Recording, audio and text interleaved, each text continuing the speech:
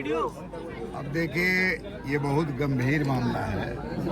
Police custody में मौत होना अपने आप में बहुत बड़ा गंभीर मामला है और आज पूरे प्रदेश में पुलिस कस्टडी में तमाम मौतें हो रही हैं। इससे सीधा प्रमाण है कि योगी की सरकार में पुलिस बिल्कुल अनियंत्रित है। सरकार के इशारे पर गरीबों, पिछड़ों, दलितों, अक़लियत के लोगों के साथ नाइंसाफ़ी हो रही है, उनका उत्पीड़न हो रहा है। उनको थानों पर बुला बुला करके उनको मारा जा रहा है, धन उगाही की जा रही है। ये घटना उसी का परिणाम है। उस लड़के को 3 दिन पहले बुलाए, 29 मार्च को, और फिर 30 को नहीं चालान गई, 31 को चालान गई, 3 दिन बाद चालान नहीं भेजे थे और रात में उसकी मौत हुई। और उसके जिम्मेदार पुलिस है, थानाध्यक्ष है और पूरी उनकी पुलिस है।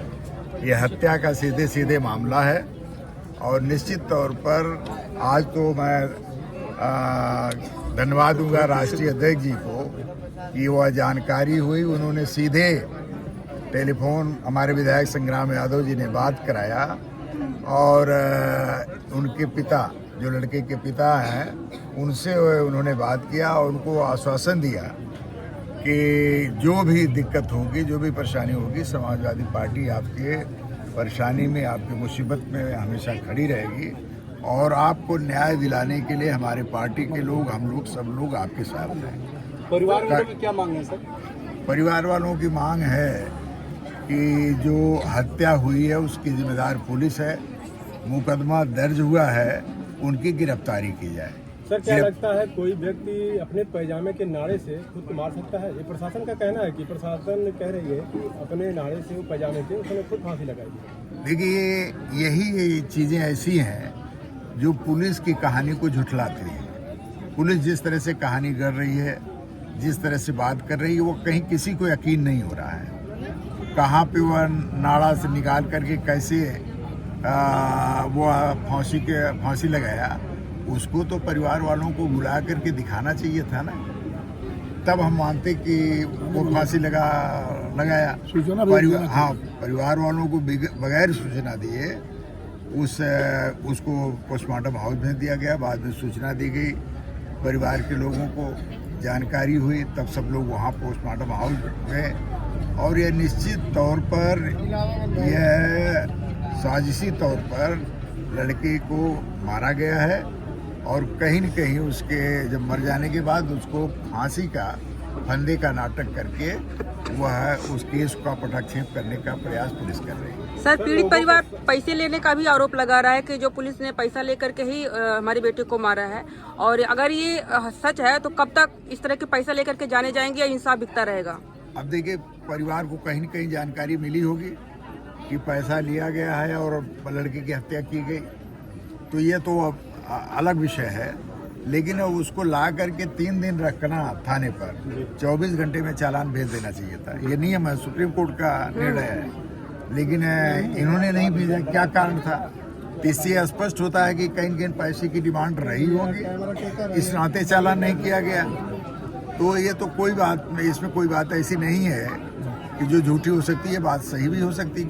पहले भी तरवा थाने की मुद्दा सदन में उठाई गई है, क्या यह मुद्दा सदन में उठाया जाएगा? बिल्कुल सदन में। अभी कल हमारे सांसद धर्मेंद्र यादव जी जनपद में थे, पोस्टमार्टम हाउस पर गए थे, परिवार के लोगों से मिले और चूंकि उनको आज पार्लियामेंट है, जाना था, नहीं तो आज वो भी आते, और उन्होंने कहा कि हम जाकर के इस मुद्दे को पार्लियामेंट में भी उठाएंगे और जब आने वाले दिनों में विधानसभा चलेगी तो हमारे विधायकगण सब लोग हमारी पार्टी के यहाँ मौजूद हैं।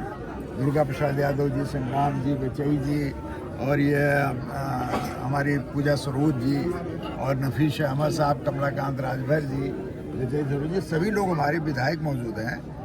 इनके सामने बात हो रही है, मुद्दा मजबूती के साथ विधानसभा में भी उठेगा और न्याय की मांग करेगा। सर, जिस तरीके से पुलिस बता रही है कि उन्होंने अपने नाड़े से अपनी जान दी है, तो जब अगर कोई भी अपराधी जाता है बाथरूम तो वहाँ के सिपाही तो कोई साथ में जाता है? बिल्कुल ये नियम है, बिल्कुल आपकी बात सही है। वहाँ पर मौजूद नहीं थी? नहीं, ये बिल्कुल आपकी बात सही है। जब जिसकी कस्टडी में व्यक्ति रहता है, हमारी व्यक्तिगत कस्टडी में रहे, तो जिम्मेदारी हमारी होगी कि उसकी सुरक्षा करना।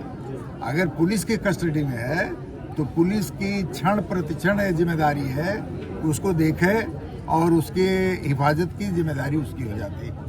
अगर इस तरह के कृत्य हुआ तो पुलिस क्या कर रही थी?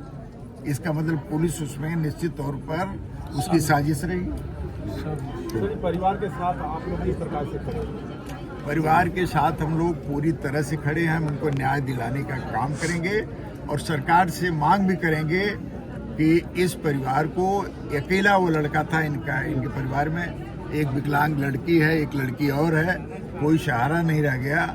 इस परिवार में किसी लड़की को नौकरी दी जाए और कम से कम 1 करोड़ रुपया इनको मदद। और समाजवादी पार्टी के अध्यक्ष अखिलेश यादव जी ने भी कॉल किया था, क्या उन्होंने आश्वासन दिया? उन्होंने कहा कि हम इस मुसीबत में, इस घड़ी में पूरी समाजवादी पार्टी उनके साथ रहेगी और हर संभव मदद करने का काम करेगी। सर अगर देखा जाए सर तो हर दुकान पे सर कैमरा अलाउ है, तो क्या सर उस बाथरूम में आज बच्चा आया गया सर क्या आन है कैमरा लगा होगा पुलिस में? अब बात आपकी सही है, इन्वेस्टिगेशन का विषय है। अगर पुलिस स्टेशन है तो वहाँ तो कैमरा भी रखा, तो कैमरे को भी दिखाना चाहिए किस तरह से वो फांसी लगाया, किस तरह से कैमरे में आया होगा। ये बात आपकी बाथरूम में कहाँ कैमरा लगता है? थाने में तो कैमरा होगा। हाँ। चलिए, धन्यवाद सर।